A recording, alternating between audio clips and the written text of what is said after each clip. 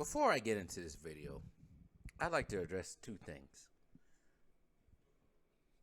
Sorry, but I'm going to repeat myself again just to make sure I make it clear. Damn. Never try to make a video after you get done eating. But anyways, I had to address things. One, comprehension skills are lacking with the millennials and people younger than me. A couple of days ago, I made a video about Joel Embiid taking advice for Hakeem Olajuwon, and also how these younger players are out of line these days, referring to what happened with Shannon Sharpe. And some reasons, the person that commented on the video, seemed they didn't get what I was talking about. Said I was reaching.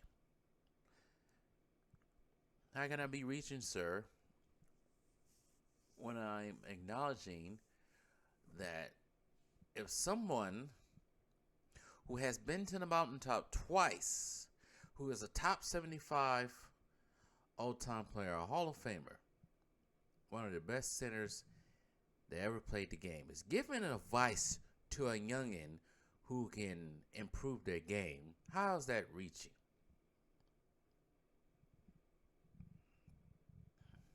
Millennials and Gen Xers, they're probably the dumbest people, man. But anyways, I just wanted to point that one out. And I hate when they just comment on something seeing you reach it and don't really fully explain. But I know what he was trying to get at.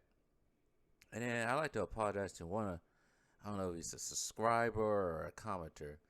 I misinterpreted what he was trying to say about Kobe during the 2005 season and how many points he was racking it up. So I apologize to that commenter or subscriber out there for misinterpreting what he was saying. But anyways, let's get into what I originally want to talk about. So the Milwaukee Bucks, jeez, man. These high scoring games. I think the Milwaukee Bucks beat the Detroit Pistons last night. 153. It was 150 points. And I think Detroit had like 120 something. Blowout game, but golly. 150 points? I think that was like the second highest point scored this year. And I think when I actually tuned into the game, it was like third quarter. The third quarter score was like a final score. Bucks already had 112. It was like 112 to 90. That's a final score. That's kind of high for 90s, but I would say that's typical now final scores. But they scored 150 points. I kind of interested to look at the box score.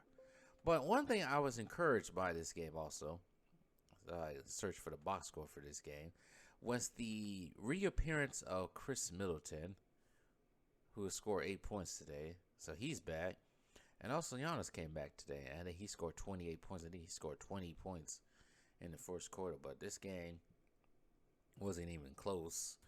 It was a blowout by the second half. So there's that. But there was a rumor. I don't think it was a rumor. There was something going around today.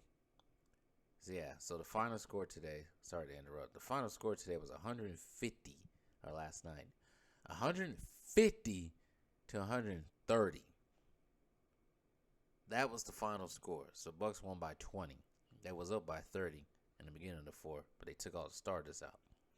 Bucks were after the look at this. Look at this. I'm looking at this right now. Sorry to get off track. The Bucks were up 49 to 24 after the first quarter. That is like a halftime score. And it's quite funny. Not too long ago, the Bucks actually had a low scoring quarter, half I should say, against the Toronto Raptors about a couple weeks ago. So I was looking at that halftime score. That's a typical 90s halftime score right there. But 49 points in one quarter, first quarter. impressed the defense on the Detroit part, but we all know Detroit really can't do nothing with the Bucks. Box score. Let's see the box score. Box score for the Bucks. Drew Holiday had 16. Brook Lopez had 21. Devon Carter had 28. Chris Middleton had 8. I said that before. Bobby Portis had 18. He went out with a knee soreness. See what happens with that. Rajon Beauchamp, which they probably need to play more, had 7. Joe Ingles had 6. Grayson Allen had 9. Jordan Nwora had 4. Pat Connaughton had 6. And Giannis had 29 and 27 minutes. His first time playing in almost 2 weeks. And as for Detroit, their high man was Bojan Bogdanovic with 33. But Bucks had, let's see here. Bucks had 1, 2, 3, 4, 5 people in double figures. These are high scoring games, but this is the NBA y'all praise. This is the NBA y'all praise. But going back to what I wanted to say, so there was a whole thing about what the frick is his name from Houston? Dang it. What's his name from Houston? Eric Gordon, yeah. Eric Gordon being traded for 4 second-round picks from the Bucks. I don't know about that one. I would trade 4 second-round picks for somebody who's 34 years old, Bucks. Maybe 2 picks, second-round picks, and some other players that they don't need no more. But I don't know about no 4 second-round picks for Eric Gordon. I don't understand what they're trying to keep. If that's the deal, 4 second-round picks for one player, for a 34-year-old player, nah, man, that ain't the way to go. I think they should think about that deal and get rid of some of those older players too. But yeah, Chris Middleton and Giannis returned to the starting lineup. Let's say this. So Jrue Holiday was balling before that. If Chris Middleton can get himself together, get himself going, stop being in and out of the lineup, they can probably do something. They can probably challenge Boston right now. They can challenge the Nets, put away the 76ers, make light of the Heat, and get back to the finals. But we have to see. Time will tell. We will have to see if they do any trades from now until the trade deadline. We'll see. But Bucks win 150 to 130.